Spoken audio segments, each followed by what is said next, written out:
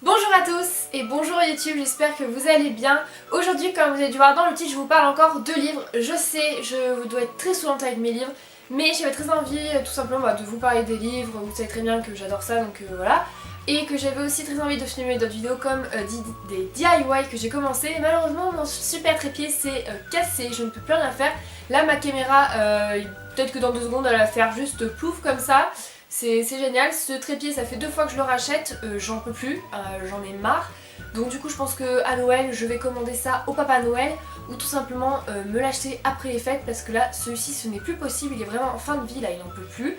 Alors que ça fait qu'1 an que je l'ai, mais bon passons, c'est pas bien grave, j'essaierai du coup de continuer et de finir mes DIY autrement, je vais essayer de faire comme je peux. Mais voilà, j'ai plein d'idées mais sans trépied c'est un peu compliqué. Du coup aujourd'hui, comme vous avez dû voir dans le titre, je vous présente donc du coup le livre de Agnès Martin-Lugan qui a donc écrit Les gens heureux lisent et boivent du café.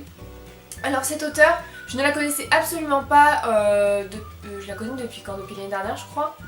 Depuis cette année il me semble. Et j'avais lu n'importe quoi. J'avais lu le livre Entre mes mains le bonheur se faufile si je me trompe pas. Et j'avais énormément aimé, j'avais beaucoup aimé comment c'était écrit, j'aimais beaucoup l'histoire, surtout que c'est vraiment des tout petits livres, je crois qu'elle fait même pas 200 pages. Elle va même pas faire 200 pages. Non, elle fait 187 pages et c'est quasiment toutes ces histoires sont vraiment pas longues, mais elles sont vraiment magnifiques. Enfin, j'adore énormément et comme je le dis à mes amis, si vous connaissez pas, pour moi c'est vraiment mon Musso féminin. Puisqu'il faut savoir que Musso, donc Guillaume Musso, est mon auteur, mon romancier, mon écrivain favori de tous les temps.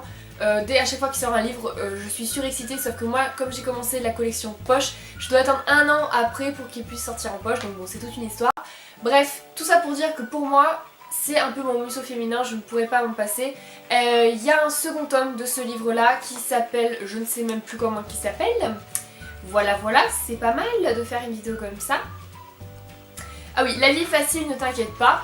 Je ne l'ai pas encore acheté, je ne l'ai pas lu du tout encore. Mais je pense que je vais pas tarder à l'acheter pour tout simplement pouvoir lire la suite parce que vraiment j'ai énormément aimé ce livre. Alors ce livre c'est l'histoire de Diane qui est donc une maman qui avait une petite fille et qui était donc mariée avec un homme tout simplement. Malheureusement elle a perdu sa fille et son mari dans un grave accident de voiture. Ils sont tous les deux décédés à l'hôpital.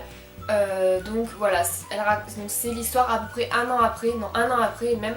Et du coup elle raconte vraiment comment elle se sent 1 an après. Et c'est grâce à son ami Félix qu'elle a décidé en fait tout simplement de partir en Islande si je me trompe pas.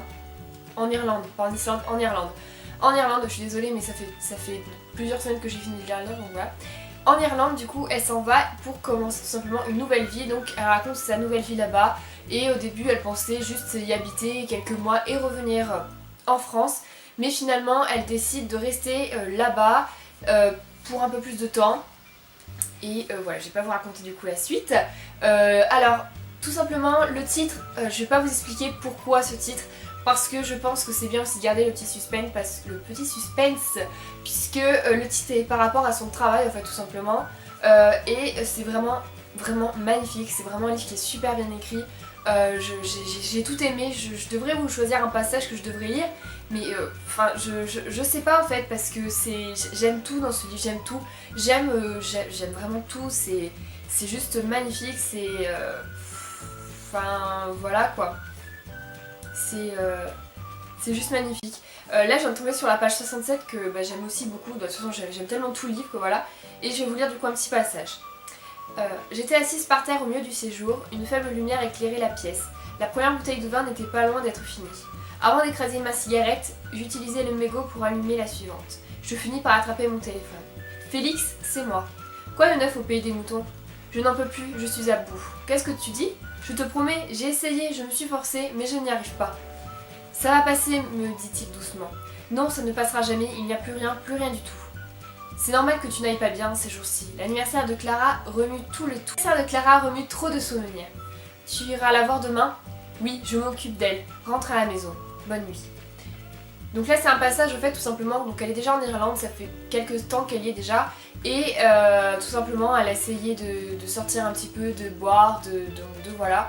Elle est pas très bien et elle a tout simplement envie d'appeler du coup son ami qui s'appelle donc Félix comme je l'ai dit au tout début. Et donc voilà, je vais pas vous en dire plus. Franchement, je pense que ce livre peut se lire quand on est au collège. Je pense qu'il est peut-être un peu plus approprié pour des personnes du lycée, même si c'est un livre qui est vraiment facile à comprendre, etc.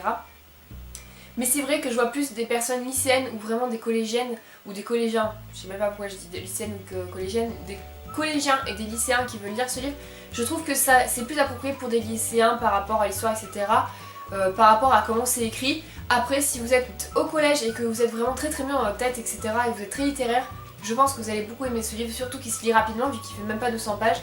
Et donc voilà, en tout cas n'hésitez pas à me dire en commentaire si vous avez déjà lu un des 3 livres, il me semble qu'elle est en train d'en écrire un quatrième, si je ne sais plus exactement, mais un des 3 livres qu'elle a écrit, dites-le moi en commentaire, dites-moi si vous avez déjà lu celui-ci ou que vous en avez lu un autre, si vous avez bien aimé ou pas, et dites-moi si vous ne l'avez pas lu et si ça vous intéresserait à le lire, pourquoi pas.